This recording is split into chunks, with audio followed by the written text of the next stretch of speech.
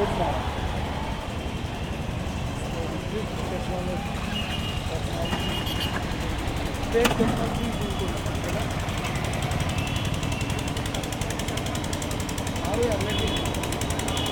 तो वो आ गया टाउन पार्क।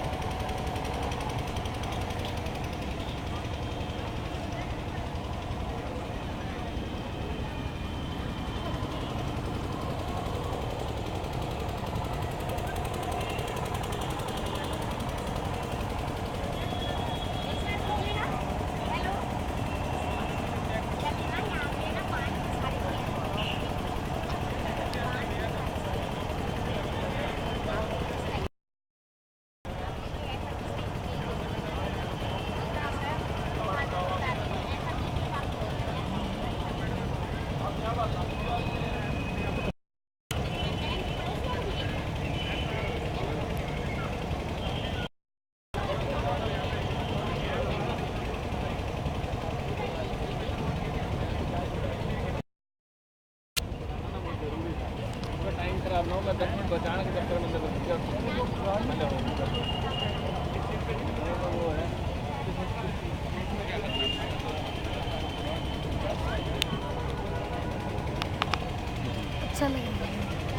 अच्छा लगा। क्या क्या देखा आपने यहाँ? पुस्तकें देखी। पुस्तकें देखी।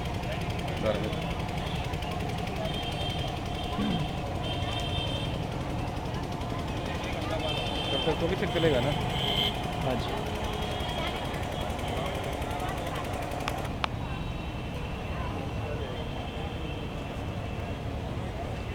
आपने यहाँ क्या देखा बोलेंगे आप इसमें वीडियो में? इसमें बहुत अच्छी आ रही है।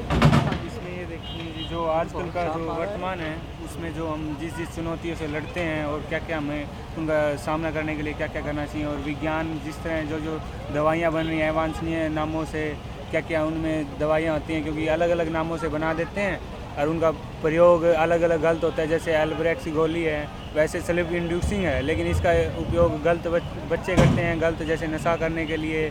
और आजकल तो कई दवाइयाँ ऐसी भी हैं, कफ सिरप हैं, ये इसी तरह की कई और भी जैसी ये दवाइयाँ आती हैं, उनका उपयोग भी ऐसे गलत तरीके से किया जाता है। और क्या देखा आपने? और इसी में यही जिस तरह की नारी, इसमें आत्मज्ञान के बारे में बताया गया और परमात्मा की जो सर्वश्रेष्ठ कृति है वो नारी है, उसमें नारी के बारे में बताया गया है, जिस तरह हम देख सकते हैं इसमें। और कैसा लगा आपको? बहुत अच्छा लगा। अभी तो हम कुछ और रह रही हैं वो और देखेंगे। ठीक है।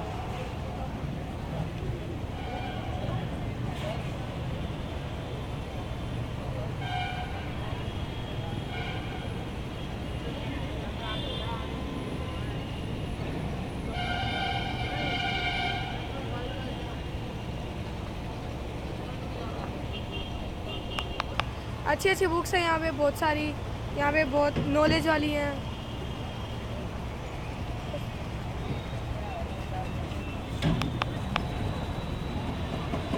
सर यहाँ पे आचार्य श्री राम शर्मा जी की लिखी करीबन 3200 किताबें उन्होंने अपने जीवन काल में लिखी थी और बहुत ही प्रकार की अच्छी अच्छी आध्यात्मिक किताबें हैं सर ये।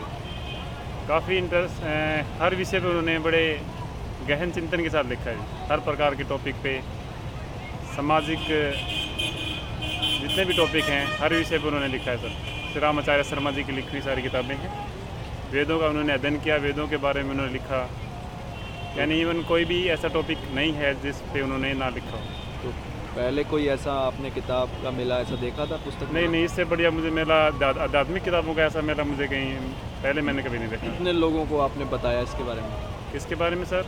इसके बारे में, मेले के बारे में? मैंने अपने सभी फ्रेंड सर्कल से जो भी मुझे मिलते हैं मैं सभी को इसके बारे में बताता हूँ। कितनी बार आए आप? मैं सर जब से मेरा लगा रूटीन में रोज़ ही आता हूँ यहाँ पे। कितने दिन से आ रहे हैं?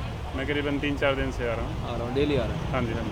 कुछ खरीदा भी आपने पुस्तक? हाँ, मैंने करीबन 100 के करीब किताबें खरीदी हैं। 100 किताबें आपने खरीदी? हाँ जी, हाँ जी। उसको रखेंगे कहाँ आप? कितनी जगह है आपके घर में? हाँ, मैं एक पुस्तकालय बनाऊंगा उसके लिए। पुस्तकालय बनाएंगे? हाँ जी, हाँ जी। अच्छा, कुछ पुस्तकें मेरे घर भी पड़ी हैं, वो भी ले लेना। हाँ हाँ, क्योंकि मेरे पास जगह नहीं है। चलो मुझे दे देना, मैं एक पुस्तकालय बना रहा हूँ। नंबर ले लीजिए। हाँ जी, हाँ जी। ठीक है, थैंक यू। ठीक है। और यहाँ से करकर 50% ये ब्रह्मभूत के रूप में साहित्य प्रतिदिन इसमें स्नान कर अपनी। सर मुझे यहाँ की बहुत अच्छा लग रहा है और मैं गायत्री परिवार से ही जुड़ी हुई हूँ। तो सबसे पहले जब ये शनिवार को मेला लगा है गायत्री का, तो आते ही मैंने यहाँ पर कम से कम 100 रुपये की किताबें खरीदी हैं। हर एक किताब की कीमत अपने आधे दाम पे है। जैसे 6 रुपये की किताब है तो 3 रुपये में मिल रही है और मुझे बहुत ही अच्छा लग रहा है, बहुत ही। पंडित श्री राम शर्मा जी ने जो शांतिकुंज हरिद्वार के संस्थापक रहे हैं, उन्होंने गायत्री मंत्र के माध्यम से इतनी सारी किताबें लिखी हैं, बच्चों से लेकर बुजुर्गों तक और पति से लेकर पत्नी तक हर संबंध में उन्होंने किताबें लिखी हैं। चाहे वो बच्चा हो, बच्चे की कैसे देखरेख करनी है एक माता को, किस तरह से पिता को अपने कर्तव्यों का निवारण करना है, किस तरह से एक पति को पत्नी के साथ पेश आना है, किस तरह से एक बालक को अपने शिक्षक के साथ पेश आना है, किस तरह से एक बुज़ुर्ग को अपने छोटों से और छोटों को अपने बुज़ुर्गों से कैसे आचरण करना है। हर तरह की किताबें लिखी हैं, चाहे वो स्पिरिचुअलिज्म के ऊपर हो, चाहे वो बच्चे की विकास के लिए हो, हर तरह की किताबें लिखी हैं। तो मैं यहाँ आके मुझे बहुत अच्छा लग रहा है। मैंने बहुत सारा साहित्य यहाँ पर आके गुरुदेव का खरीदा है। धन्यवाद। Thank you.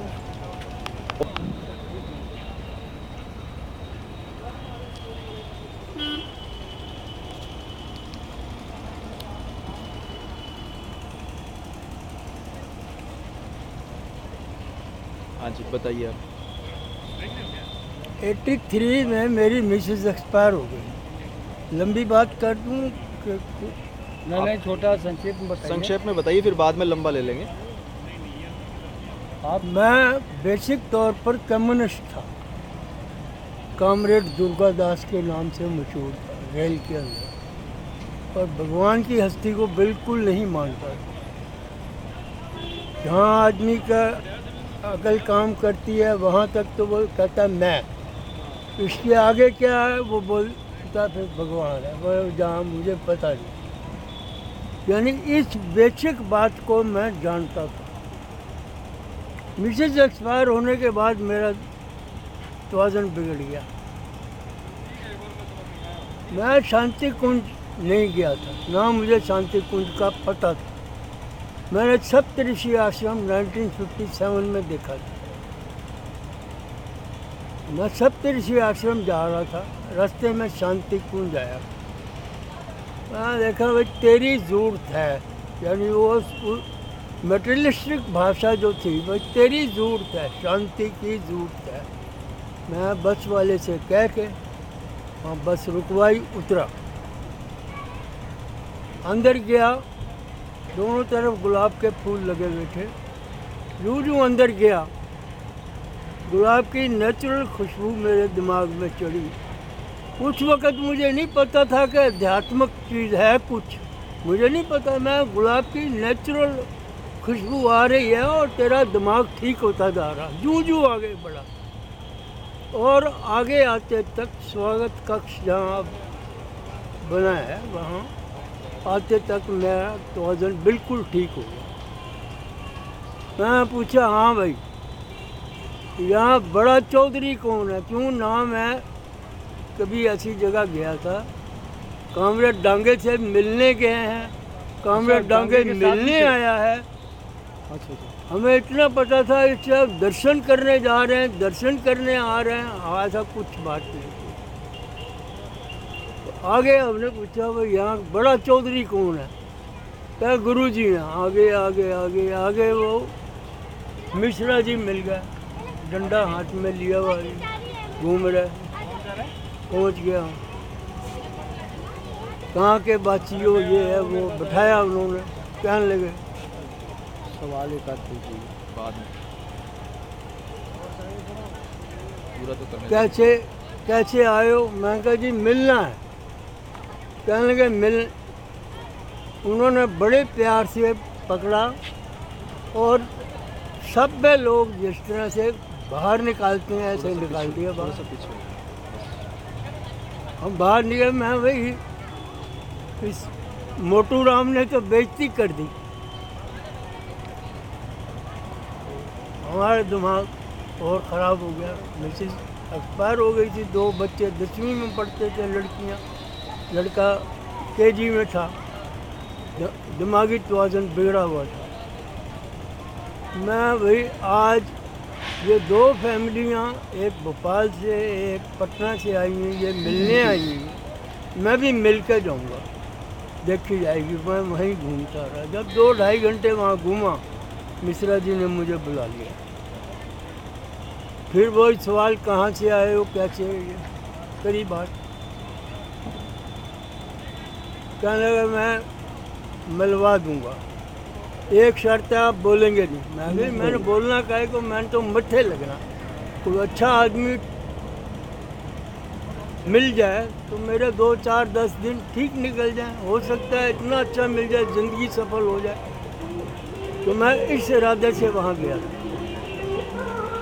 तो ऐसे ही बिठाया उन्होंने। जो पहले तो वो मुझे बहुत गलत आदमी लगते रहे मिश्रा जी। उसके बाद जब उन्होंने मैं मिला देता हूँ, मुझे बहुत अच्छे लगने लगे और मुझे लगा कि मेरी गलती कहीं थी जिससे मैं नहीं।